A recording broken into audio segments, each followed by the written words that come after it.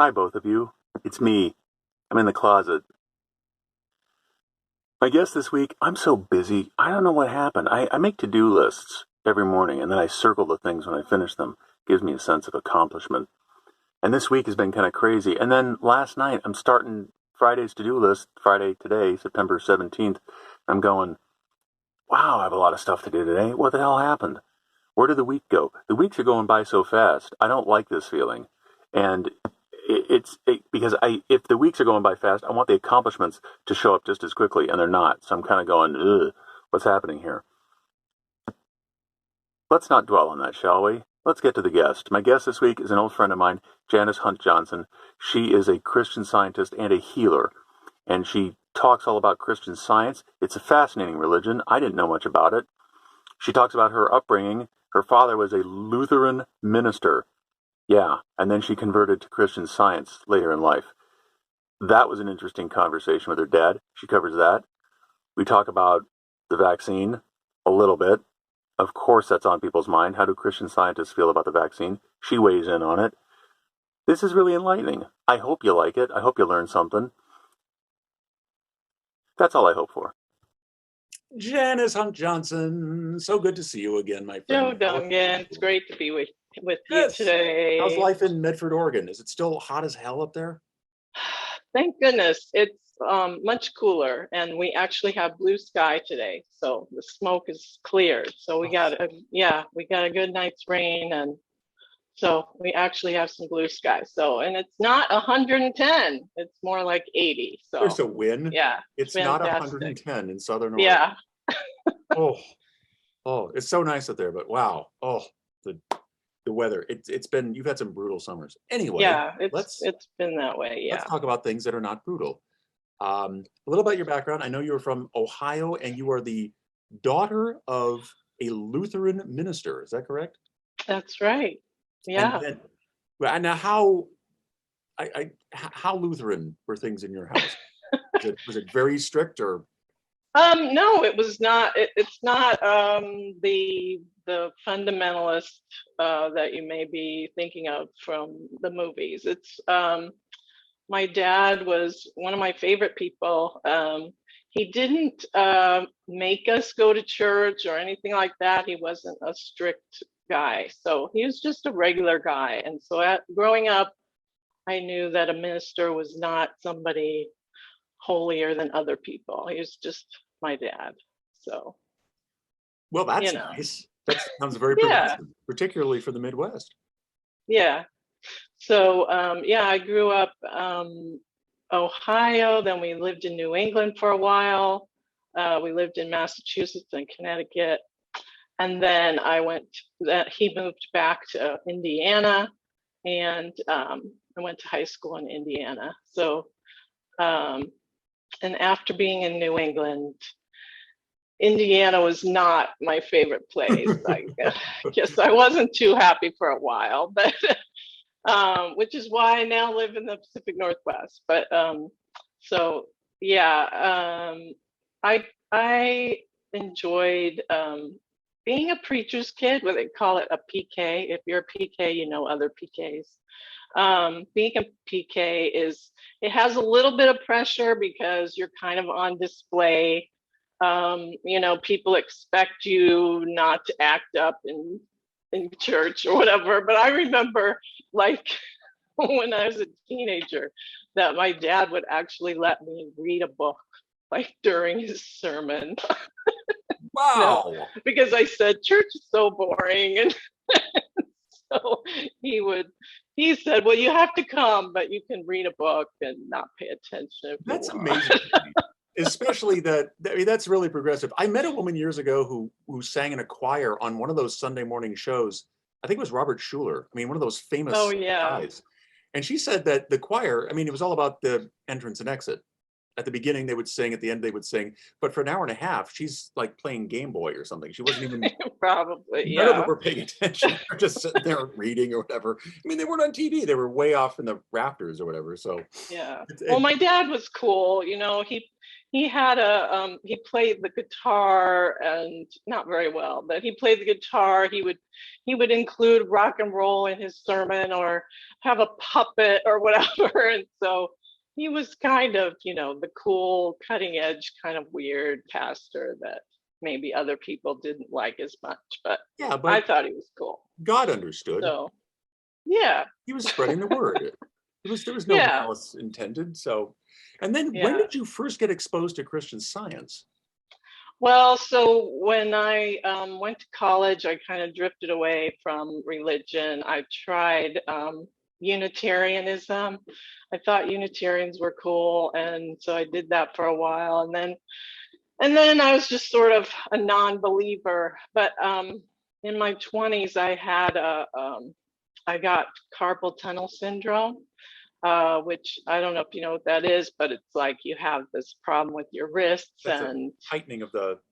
yeah, it hurts a lot, and you can't always do stuff. And I was a singer-songwriter at the time, so it was a big deal to not be able to play the guitar the way I wanted, or and being a writer too, not being able to type and all that. So I was going to a chiropractor and trying I had all these different medicines and herbal things and just all kinds of stuff that I was trying, and nothing was working. And this friend of mine said, well, you might want to try Christian Science. And this was the first time that I found out that she was a Christian Scientist. She had never told me. But she said, why don't you try it? Because nothing else is working. And I said, oh, Christian Scientists, those are those people that kill their children, And I was, because I was ignorant, I didn't know. So I That was just, the prevailing wisdom. That's what people said about Christian Science, is because yeah, they're not as into medicine as other religions. right. They don't go to the doctor. So when there's something wrong, they just let their children die. So I just wanted to have a conversation with her where I was informed.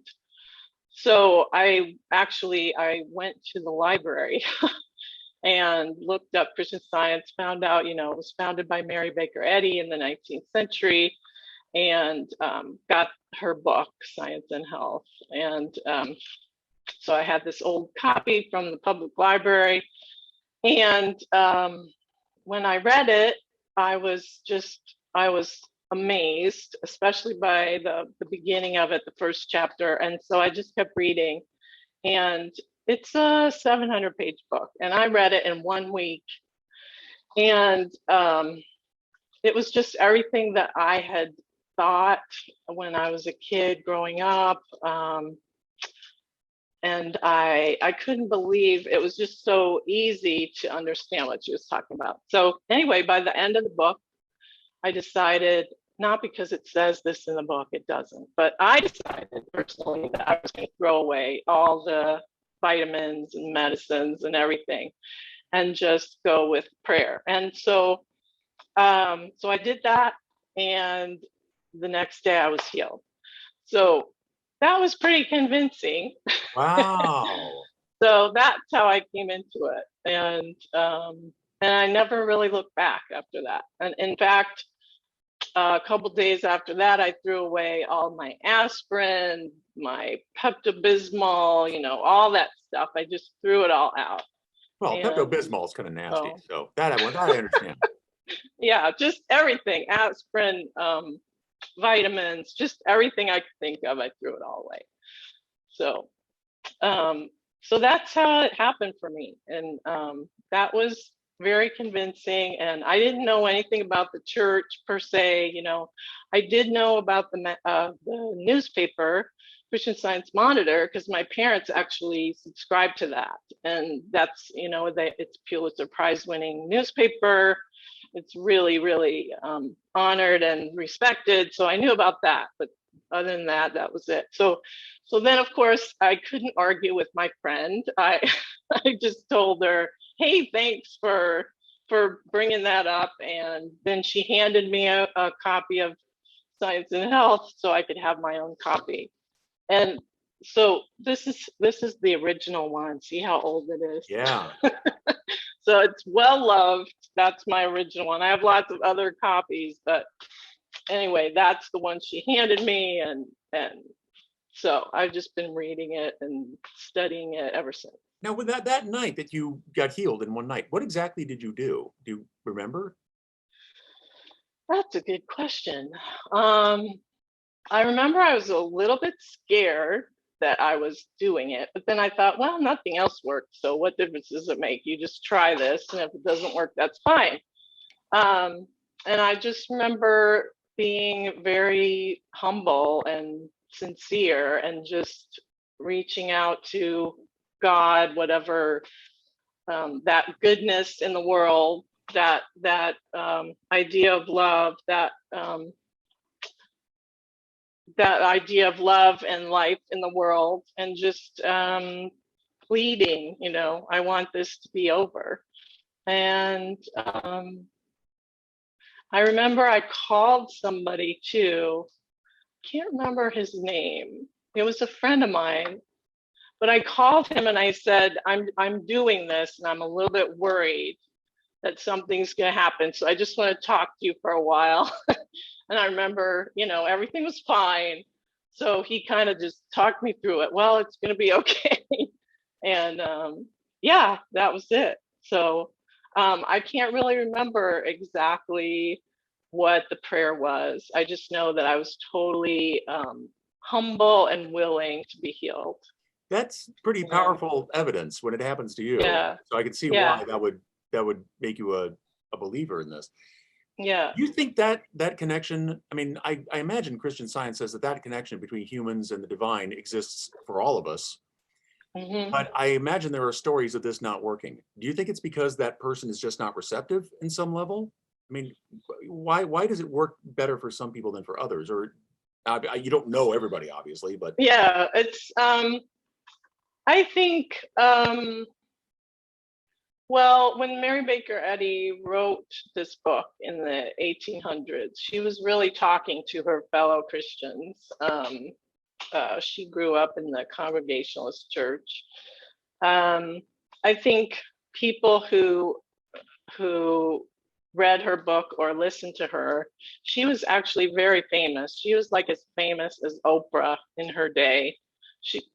People would flock to her, and sometimes she would just heal them by looking at them and stuff like that. So she was very famous. And I think if people understood what she was talking about, then they would be healed because they were receptive. And I think sometimes people are healed when they're atheists and they just want to be healed because they've been told they have a terminal illness, and they go to Christian Science because it's the last resort and they're healed.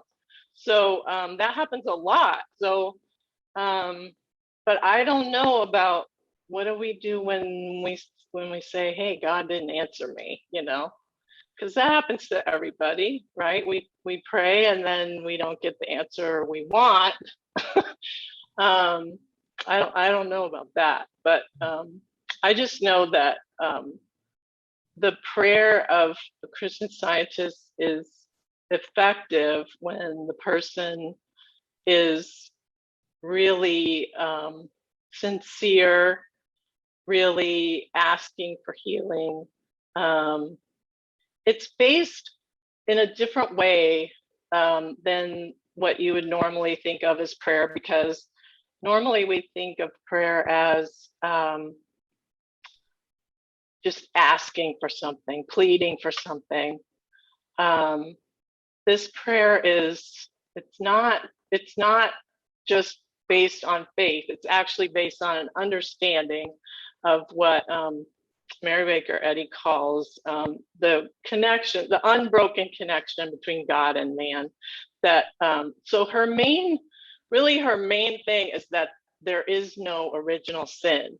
So that's huge. I mean, a lot of people would say, of course there's original sin, and of course there's so much evil in the world and you're crazy. So if they're not really getting what she's talking about, then it's not gonna it's not gonna really resonate. So, but if you don't take my word for it. If you're interested in finding out, do like I did and just pick up the book and see what you think, because that's the real deal. But so she says there's no original sin.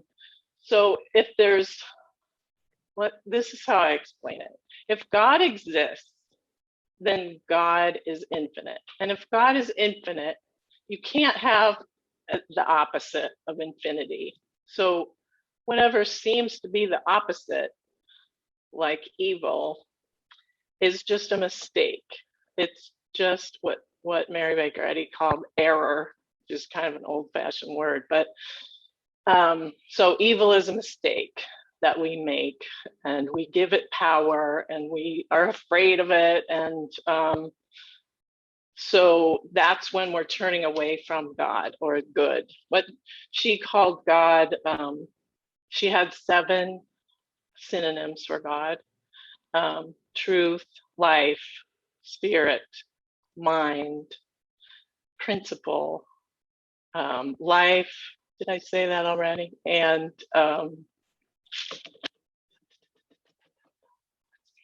love. We could look at that. You forgot love. How can I forget that? That's the main one. So anyway, so these are all with capital letters. So not the God of any religion, not the God of Michelangelo, in the sky, but these giant capital letter principles and ideas, that love and life and mind and spirit. So that was really radical for somebody in that time. And it's radical for some folks now. Yeah. So let me ask you this. This religion says that God is not the one in the sky, not the one of the Bible. This religion says there was no original sin. This is at odds with a lot of religions, including Lutheranism. So at what point did you go to your Lutheran father minister and say, hey, Dad, guess what? And how did that conversation go? Yeah, that was a little weird. I was in my 20s, and I had, it was 1995. So I was 30 something, let's just say. Okay, so in 1995, I wanted to take a class. In Christian Science, you can take what's called class instruction, and there are teachers who will teach Christian Science to you. And anybody who's interested in it and really wants to go farther with spiritual healing, they'll decide to take class. And there are all kinds of teachers all over the world, many countries. And so you're kind of led to a particular teacher, and if you feel like they're, copacetic with you, then you ask that teacher if you can take class. And so I told my dad that I wanted to do that. And it's a 2-week class. It's always 10 days total, and it costs $100. They never change the price because they leave it at what it was in the 19th century. Wow. So it's always the same, which is amazing. But that's amazing. Now I want to join this religion. I know, it's totally amazing. So it's religion on sale, everybody. The religion is at a discount. Yeah. That's pretty incredible. So continue. Yeah. So now, like I said, he subscribed to the Christian Science Monitor. So they have a spiritual article in there every day. So he'd read some of those, and that's probably all that he knew. But he said, well, as long as it's not like indoctrination, like I think he was a little bit scared that it was going to be some kind of cultish thing. And I think I was even a little bit worried that it was going to be weird and creepy in some way. But he said go for it, because he he knows me, and he knows how sincere I was, and he knew about my healing, and that was really convincing. When somebody is healed like that, you have to pay attention. So yeah, so he said go for it. So I did that. I found the teacher. I had seen this woman give a talk. This was when I was living in LA, and she came to give a talk at a church in, I think it was North Hollywood, or Studio City. And it was huge. There was a huge amount of people there. Christian Science is really big in California, by the way. Massachusetts, California, and a few other places. And right now it's huge in Africa, but definitely California and Massachusetts. So, which is where Mary Baker Eddy was from. So it turned out that this teacher was from South Carolina. So I was moved by her talk and asked her if I could take class with her. And so that's how I ended up with her. And she was in Columbia, South Carolina, and that's where I went.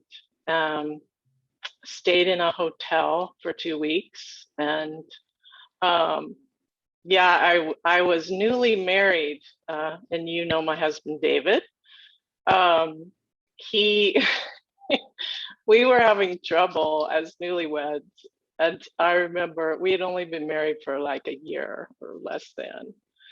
And he said, well, if this class can help you, solve your problems, then you should do it. So, he was like, go for it. Because he just figured that I would be a better wife if I went to this class. Okay. So, it worked out really well. Well, that part did, but how about the part where you told your father? He was all in all, he was like okay with it? Yeah, he was okay. I think he was, he wanted me to tell him what it was like afterwards, because I think he was a little worried. We had actually, when I was a kid, we had a babysitter that joined a cult, and then her parents deprogrammed her and got her out, right? She became a Moonie, and so that was, believe me, Moonies have nothing to do with Christian Science, but I think maybe he was just a little bit concerned that it would be something like that. Well, yeah. But Christian Science is not a cult, and there's no requirements, and there's no indoctrination of any sort. Everything is up to the individual. And even the thing, we don't go to doctors, but that's only because prayer works so fast that we don't go to a doctor. But if we wanted to go to a doctor, we can go. I mean, there's no rule. There's nothing that says, oh, you can't do it.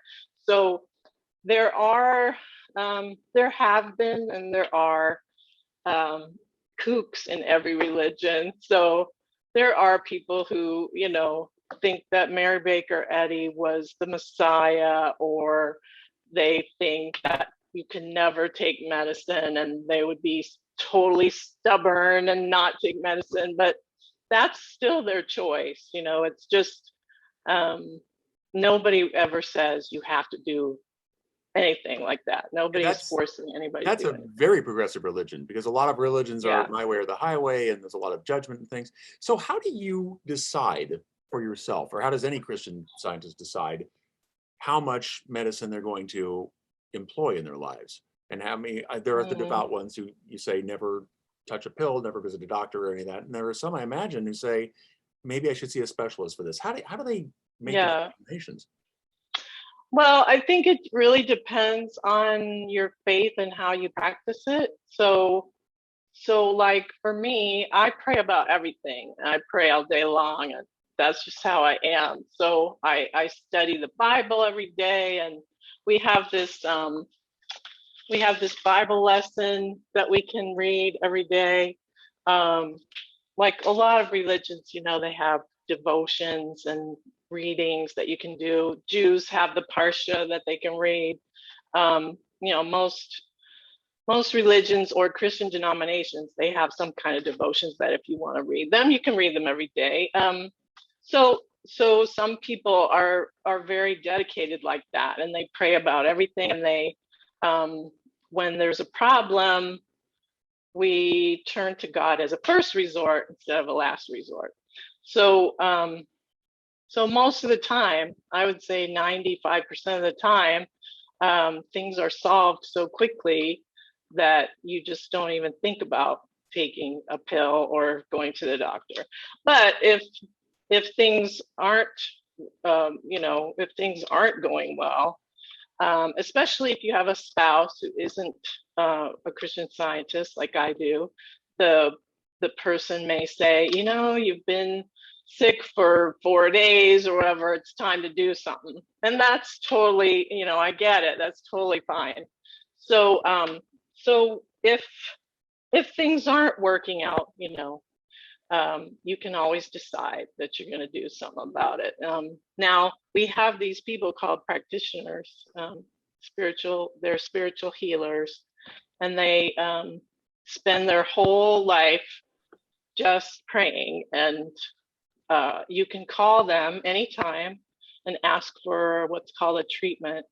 So when you do that, usually it works, and like you're well in a day or a couple of days or whatever.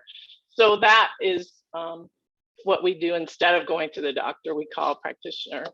And so that, again, could be something that doesn't work. Let's say you do it for a couple of days or a week or something, or you might go really long time and this problem isn't solved.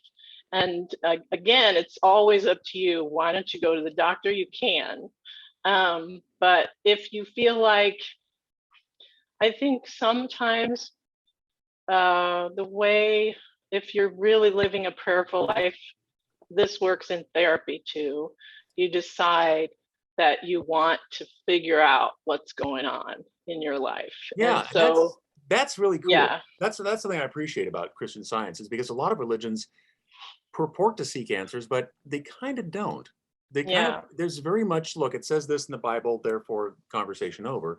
And they also, I think a lot of people, a lot of parishioners surrender their will to their pastor. To their clergy. Yeah. The clergy said this, okay, well, that's that, and they don't think deeper about that. So that's what's fascinating about Christian Science to me, is this blending of, philosophy in a way. And it is. psychology. Yeah. Now, you are also a spiritual healer, is that correct? I have done that, yeah, and I do take patients sometimes, and I have had plenty of success where I pray for somebody and they're healed. So how did you become a spiritual healer? Well, if you take the class, you can be a practitioner. So you can put the letters CS after your name, and you can be a practitioner if you want to do that. Now, there are practitioners that are also what's called journal listed, and they are the ones that do it full time. And so there's a journal that it's called the Christian Science Journal, this magazine that comes out once a month. And it was started by Mary Baker Eddy. And so if you're listed in there, and you have to be, there's a whole process you have to go through to get in there. It's kind of like being licensed in a way. And so there are those people. And, I have a couple of practitioners that I count on, like a family doctor, people that I would always call when I'm in trouble to pray for me. So, and you can call them anytime. They're all over the world, and they're listed there, and you can write to them, or you can call them, or you can email them. And so,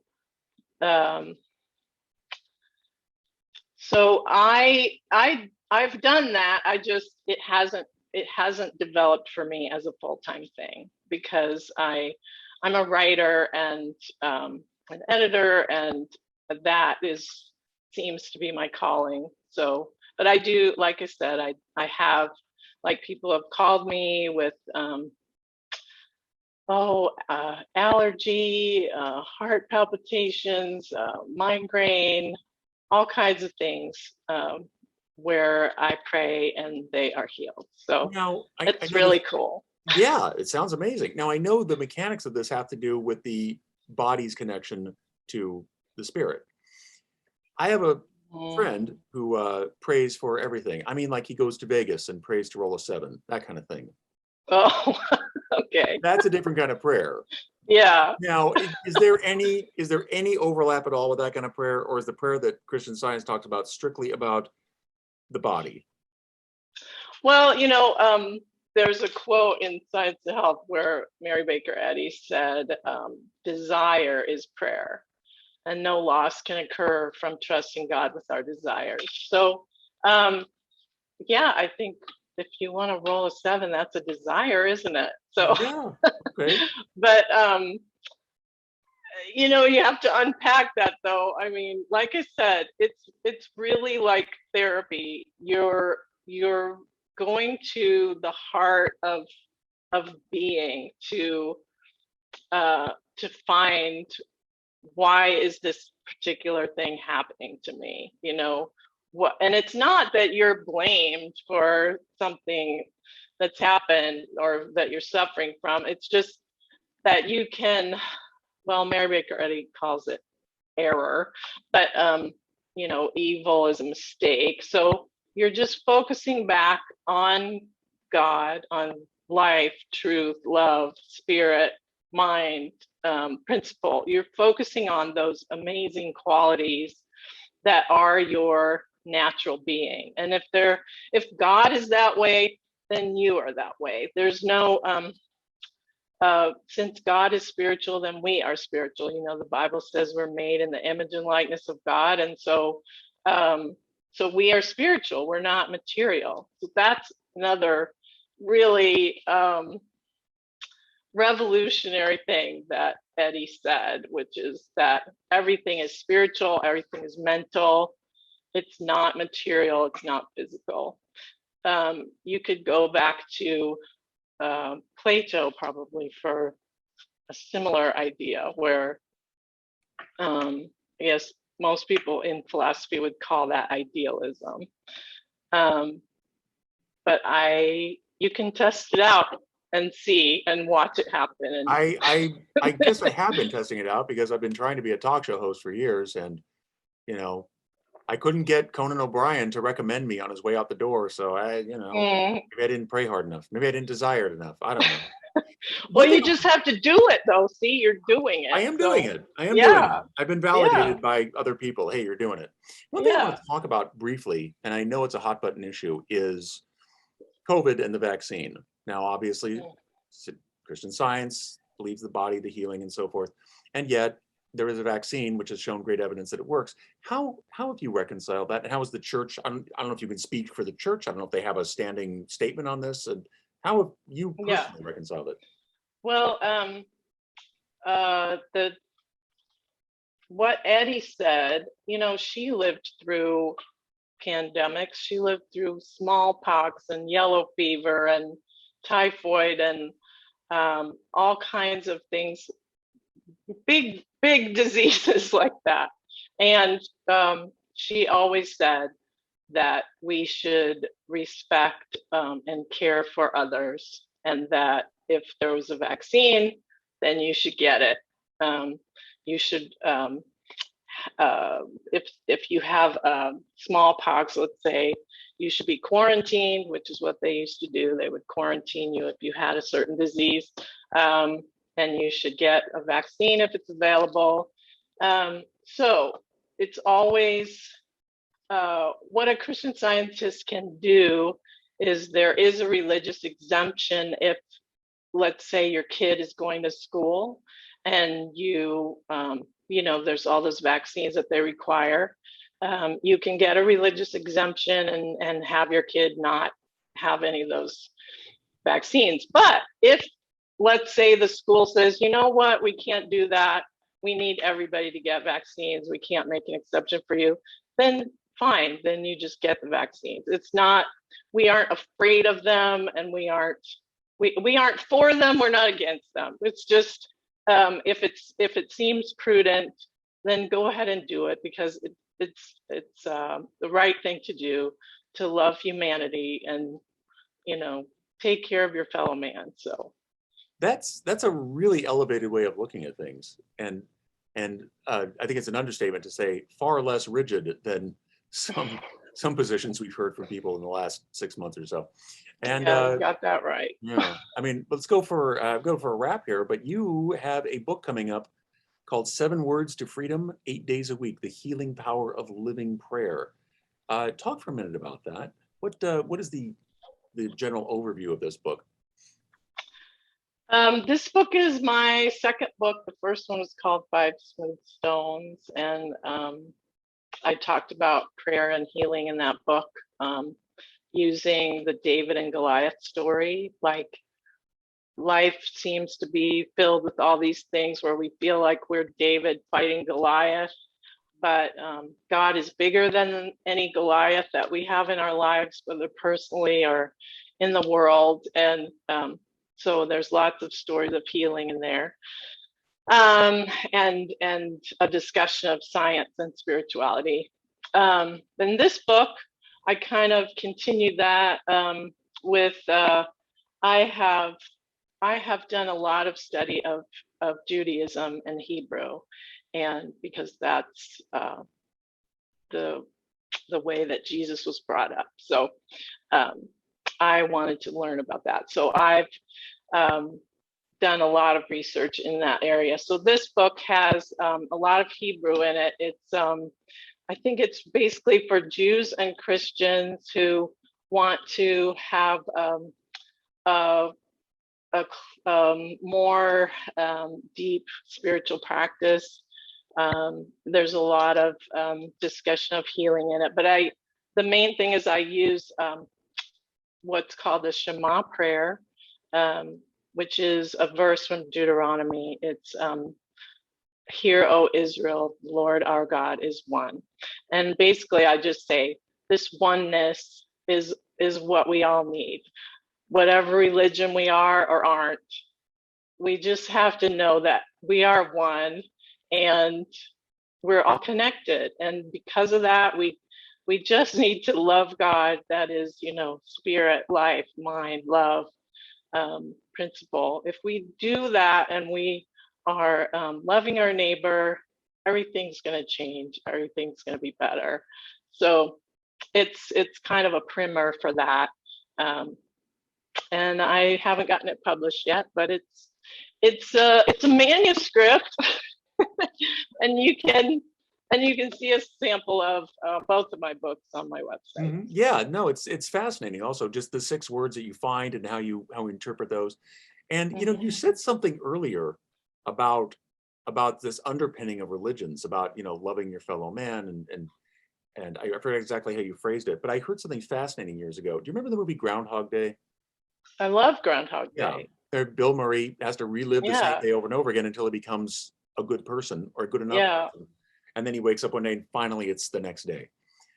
Harold Ramis, the director of that, said he got letters from religious leaders all over the world in all these different religions, completely different religions, and they all said the same thing. This is the core message of our religion. Right. Which I'm thinking, then how come they don't get along better? Why is that? Do you have any idea? Because it sounds like Christian Scientists are kind of a step ahead of everybody on all this. Do you have any? Well, I think that's why I like it so much, because we don't proselytize and we don't think that we have everything figured out. It's always, the truth is there and we can keep seeking it, and everybody else is seeking it too. So I don't really know why we have to have so many. I guess it's good that we have so many religions, because diversity is good. It creates harmony. We have all those different notes in life. So I think that we do agree on a lot of things. So the main thing that we agree on is love God, love your neighbor as yourself. I think that's true in all religions. So we got to stick with that and give up trying to judge others for what they are or aren't doing. It's really important to just love, just be love, and let love be expressed in your life. Or at the very least, be tolerant. I mean, if you can't Yeah. have a big heart, just at least let people be the way Let they are. I mean, people some of be, us, yeah. some people, the heart isn't that big.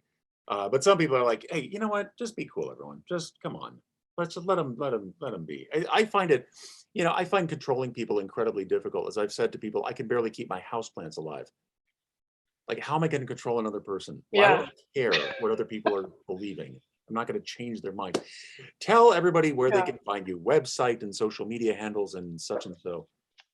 Okay, well, if you want to see some of my writing, I'm on Medium, and it's CS Ministries, CS Renewal Ministries, but I think, it's just under Janis Hunt Johnson, and you have to spell it like Janis Joplin, Janis. Mm-hmm. I'm on Goodreads and Twitter and Facebook, and then my website. Can you type out my website, because it's kind of a long website? I will type it out right now, and I will put it in the show notes, and go. Yeah. Okay, so CS Renewal Ministries, and you can Google Janis Hunt Johnson and see lots of places where I am. So that's csrenewalministries.com, correct? It's no, it's on Medium. It's CS Renewal Ministries, but it's media. It's csrenewal.medium.com. Yeah, csrenewal.medium.com. And .medium.com. Janice, you're the first guest I've had who doesn't know her own website. Yeah, I know. It's okay, hold on. Okay. Hold on. These are the best extra features. It's site.google.com. What's it called? You broke up. SITES.google.com. Okay. /prod/view/CS Renewal. Okay. I'm going to make it a clickable link. It used to be csrenewal.com. It was so easy. Yeah. All right. I lost it. I'll put it in the show notes where everybody can find it. Okay. And let's see. And also, for people who don't know, Janice is also a professional writer, editor, and proofreader. You're still doing Ask Janice, correct? True. Yeah, I've been doing that for over 30 years. Yeah. So if you have a manuscript, Ask Janice. That's askjanice.com. If you have a manuscript that needs to be cleaned up, Janice is the woman to do it. Yeah. So I guess that's it. I think we're done. I've learned a lot. Okay. Yeah. Well, it's been fun. I could talk all day. I was afraid of all of this, and then I thought, no, as soon as we start, you won't be able to shut me up. So. Why are you afraid? You know God has your back. I do. It's silly. I don't know. I mean, I used to play guitar on stage. What's wrong with, I used to play gigs in front of hundreds of people. So I don't know what you're so worried about. I think you explained it all very well. Well, good. Thank you. I really enjoyed it. Good. So, I'm glad you enjoyed it. I did too. I'm always here to learn. I interview a variety of people. I learn a variety of things, and this has been quite eye-opening. So I appreciate it. Thank you very much, Janis Hunt Johnson. Thank you so much. Thank you. You're welcome. Appreciate Namaste. it. Absolutely. Namaste. Is that another Shalom. thing? Can they say that in Christian Science? Can they say namaste, or is that? You can say anything you want. That's blessing. I mean, why not? I'll say shalom. Okay. Lashana Tova. Lashana Tova. Hey, wasn't the Jewish New Year recently? Yeah. Mazel tov. There you go. Amen to that. Mazel tov. Okay, I should have said belated Lashana Tova up front, but I forgot. So I'm saying it now. A belated Lashana Tova for all the members of the Jewish faith who are watching this, and we thank you. Wasn't that interesting? I thought so. I learned a lot. I'm sure a lot of you out there didn't know much about Christian Science. Thought, oh, that's that religion with the celebrities that sues everybody. No, that's the other one. This is a lot more modern, a lot more inclusive, a lot less controlling, kind of hip, kind of edgy, kind of like in touch with the universe. The whole spiritual healing thing, that was an avenue I didn't know much about. Janice is cool. Isn't she cool? Yeah, hit her up. Her contact info is in the show notes. Reads 5 Smooth Stones. Hit her up for a spiritual healing. Talk science, Christian Science shop with her. Do I look different than I did this morning? I mean, I was tired this morning, but I just got back from like a facial massage and lymphatic draining. It was good for my face. And what did the esthetician say? She's a comedian, Nikki Davis Miller. She did terrific work. She said, your face obeyed. Or something like that. She said, you have a good face. I said, well, thank you. I appreciate that. So I had that going for me. So I hope my face looks different. I guess that's the idea. Part of the idea is for health, but let's be honest, this is Los Angeles. Part of the idea is vanity. And if my face doesn't look different, then I don't know. Maybe my face was awesome beforehand. I don't know. How about we lay off the judgment, Joe? Why are you so worried about your face all of a sudden? You weren't worried about your face before. You've never worried about your face. You're going through life. Everything's fine. And all of a sudden, you're going to have some manifesto about your face. Like there's something wrong with your face. And the only way you can save your face is if you go to an esthetician to massage it and put in hyaluronic acid and all these other things to make your face amazing. And maybe that's not the case. Maybe it's just a little self-care, huh? Maybe you just went to somebody who knows what they're doing, who can help your face, and you got self-care for your face. And why don't you just leave it at that, Joe? Why don't you lay off the judgments, stop trying to find a way to quantify how pretty you are, and just live with it. Isn't Christian Science amazing?